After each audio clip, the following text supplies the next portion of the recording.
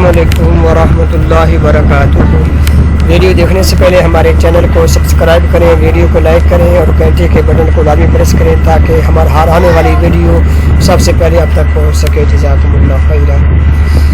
بندہ جب گناہ کرتا ہے، جس ٹائم گناہ کرتا ہے، اللہ تعالیٰ اس پر 4 احسانات فرماتے ہیں۔ نمبر 1، اس کا رزق بند نہیں کرتا۔ نمبر 2، تندرستی کو موقوف نہیں کرتا، یعنی فوراً سزا نہیں دیتا، تندرستی کو موقوف نہیں کرتا۔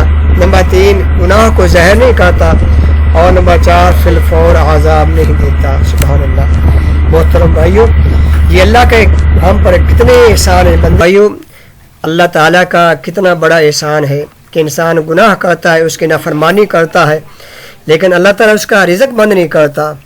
چاہے وہ مسلمان ہے، چاہے کافر ہے، جو بھی اللہ کی نافرمانی کرتا ہے، گناہ کا کام کرتا ہے، اللہ اس کا رزق بند نہیں کرتا، اور تندرستی کو موقوف نہیں کرتا، یعنی کہ انسان اپاہج نہیں ہوتا، فوراً کسی قسم کی تکلیف نہیں ہوتی، تندرستی کو موقوف نہیں کرتا۔ انسان گناہ کرنے کے بعد صحت مند ہوتا ہے، تندرست ہوتا ہے، یہ بھی اللہ کی نعمت ہے اس کے اوپر۔